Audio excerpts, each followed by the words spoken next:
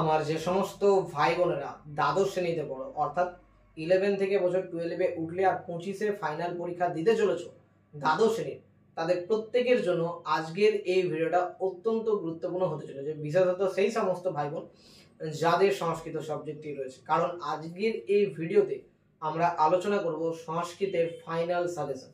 পরীক্ষার এখনো 1 বছর বাকি, বছর শুরু না হতেই আমি তোমাদের জন্য সাজেশন আপলোড করে দিচ্ছি। এই সাজেশন খাতাতে নোট ডাউন করে রাখো। এখন থেকে সাজেশনের প্রশ্নগুলো ধরে ধরে তৈরি করো, পরীক্ষায় 100% কমন পাবে। 2023-এ আর 2024-এ এই 2 বছর আমাদের সাজেশন থেকে 99% কমন এসেছিল, তাই আশা করছি 2025-এও 99% কেন এবার 100% কমন আসবে। এবং সবার আগে আমরাই কিন্তু সাজেশন ভিডিও চ্যানেলে আপলোড করে থাকি। তাই আবারও বলছি, যারা চ্যানেলে নতুন এখনো চ্যানেলটিকে সাবস্ক্রাইব করোনি অবশ্যই সাবস্ক্রাইব করে পাশে থাকা বেল আইকন প্রেস করতে একেবারে ভুলো না। চলো দেরি না করে আজকের এই ভিডিওটা শুরু করা যাক। আজকে হচ্ছে তোমাদের জন্য যে সাজেশন ভিডিওটা আমি নিয়ে এসেছি সংস্কৃতের, সেটার প্রথম গদ্যাংশ অর্থাৎ আর্যাবর্ত বর্ণনমের সব থেকে গুরুত্বপূর্ণ প্রশ্নগুলো দেখে নিই। তো দেখো, আর্যাবর্ত বর্ণনম থেকে প্রথম যে প্রশ্নটা তোমাদেরকে পড়তে হবে সেটা হচ্ছে আর্যাবর্তের একটি সংক্ষিপ্ত বর্ণনা দাও। কেন সংক্ষিপ্ত বর্ণনা দাও? কারণ যখনই তুমি বিষয় সংক্ষেপ পড়বে, সংক্ষিপ্ত বর্ণনা পড়বে, বাকি প্রশ্নগুলো মুখস্থ করতে তোমাদের খুবই সুবিধা হয়ে যাবে। এবং আর্যাবর্তের যে গদ্যাংশটা রয়েছে তার উপর আমাদের ভিডিও বানানো আছে, যদি তোমরা এখনও সেগুলো দেখোনি অবশ্যই দেখে নাও। নেক্সট, আর্যাবর্তের প্রাকৃতিক সৌন্দর্যের বর্ণনা দাও। এটাও সবথেকে গুরুত্বপূর্ণ প্রশ্ন। পরের প্রশ্ন, আর্যাবর্তে গ্রাম ও শহরের বর্ণনা দাও। নেক্সট, আর্যাবর্ত ও স্বর্গের মধ্যে একটি তুলনা করো। পরের দেখো, লাইন তুলে একটা প্রশ্ন দিতে পারে, দেশ পূর্ণতম উদ্দেশ্য, এই লাইনটা তুলে তোমাদের কাছে প্রশ্ন আসতে পারে। তাছাড়া নামকরণ আর বিষয়বস্তু তোমরা পড়ে রাখবে, ঠিক আছে? তো এই ছিল কয়েকটা গুরুত্বপূর্ণ প্রশ্ন আর্যাবর্ত বর্ণন থেকে। এবার আমরা বনগতা গুহা দেখে নিই, তোমাদের আরেকটা গদ্যাংশ। বনগতা গুহা থেকে প্রথম যে প্রশ্নটা পড়তে হবে অলিপর্বার চরিত্র। নেক্সট, একটা লাইন তুলে প্রশ্ন দিতে পারে দারুঞ্চ শপথি। তো এই লাইনটা তুলে তোমাদের সামনে প্রশ্ন আসতে পারে। নেক্সট, কশ্যপ ও অলিপর্বার আর্থিক অবস্থা বর্ণনা করো। পরে প্রশ্ন, অলিপর্বা সস্থানং ন ত ত্যাজ, ঠিক আছে? এই লাইনটা তুলে তোমাদের সামনে প্রশ্ন আসতে পারে। এই গদ্যাংশটি সার আর নামকরণ এই দুটো তোমরা পড়ে রাখবে। তাছাড়া যেটা তোমাদেরকে পড়তে হবে, একটা লাইন তুলে আরও প্রশ্ন আসতে পারে অসৌ শপথের নিকটবর্তী নও, এই লাইনটা থেকেও প্রশ্ন আসতে পারে। অলিপর্বা কীভাবে গুহায় প্রবেশ করেছিল এবং কোন কোন জিনিস দেখতে পেয়েছিল তা নিজের ভাষায় লেখো, এটাও তোমাদের পরীক্ষায় আসতে পারে। তো এই ছিল বনগতা গুহার সবথেকে গুরুত্বপূর্ণ কয়েকটা প্রশ্ন। আশা করছি প্রত্যেকটা প্রশ্ন তোমরা খাতায় লিখে নিয়েছো। আমরা এরপর চলে যাবো পদ্যাংশ। পদ্যাংশের প্রথম যেটা পার্ট সেটা হচ্ছে গঙ্গা স্তোত্রম। তো চলো গঙ্গা স্তোত্রমের প্রশ্নগুলো দেখে নিই।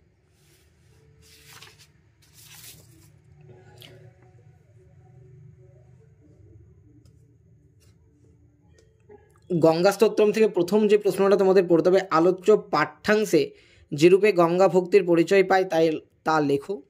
নেক্সট, গঙ্গার মাহাত্ম্য নিজের ভাষায় লেখো। পরে প্রশ্ন, শ্রী শঙ্করাচার্য কেমনভাবে দেবী গঙ্গাকে স্তুতি করেছেন তা নিজের ভাষায় লেখো।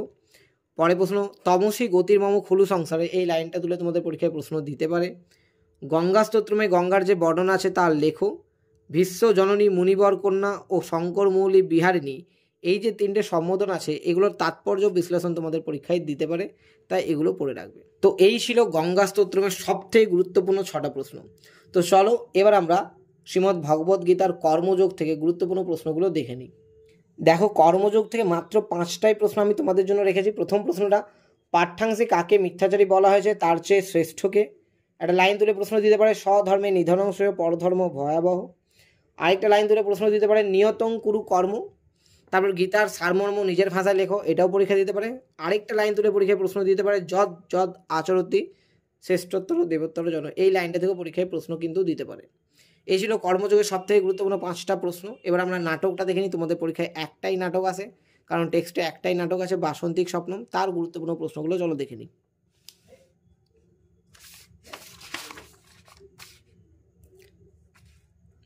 দেখো, প্রথম প্রশ্ন যেটা সেটা হচ্ছে নাট্যাংশে যে রাজা অর্থাৎ ইন্দ্রবর্মার চরিত্র, এটা পরীক্ষায় আসতে পারে। কৌমুদীর চরিত্র পরীক্ষায় আসতে পারে। আর নাট্যাংশে যে চরিত্রগুলো আছে সেই চরিত্রগুলো সম্পর্কেও পরীক্ষায় দিতে পারে। নেক্সট নামকরণের সার্থকতা দিতে পারে, একটা লাইন তুলে পরীক্ষায় প্রশ্ন আসতে পারে, নারিকা ওপি যুগায়তে। পরে প্রশ্ন ইন্দ্রবর্মা কৌমুদী, এছাড়া ইন্দ্রবর্মা কনক লেখার কথোপকথন পরীক্ষায় দিতে পারে, তোমরা মুখস্থ করবে। নাট্যকার এই নাট্যাংশে কী বার্তা দিতে চাইছেন তা নিজের ভাষায় লেখো, এটাও আসতে পারে। নাট্যাংশে যে সামাজিক নিয়ম ও শাস্তির পরিচয় পায় তা নিজের ভাষায় লেখো, এটাও পরীক্ষায় দিতে পারে। রাজার পরিণয় মহোৎসব সম্পর্কে তোমাদেরকে লিখতে দিতে পারে, যে রাজার পরিণয় উৎসব সম্পর্কে আলোচনা করো। একটা লাইন তুলে পরীক্ষায় প্রশ্ন দিতে পারে, বিজয়তাং অস্মাকম অবনিপ, এই লাইনটা তুলে প্রশ্ন দিতে পারে। আরেকটা লাইন তুলে প্রশ্ন দিতে পারে, নির্ঘৃণ শব্দের অর্থ কী, বক্তার মনের এরূপ প্রতিক্রিয়ার কারণ কী, অর্থাৎ চাঁদকে কেন নিষ্ঠুর বলা হয়েছে, এই লাইনটা থেকেও পরীক্ষায় প্রশ্ন আসতে পারে। তো এই ছিল তোমাদের গদ্যাংশ, পদ্যাংশ আর নাট্যাংশের সবথেকে গুরুত্বপূর্ণ প্রশ্ন। ভালো থাকবে, সুস্থ থাকবে, দেখা হচ্ছে পরের আরেকটা ইন্টারেস্টিং ভিডিওতে।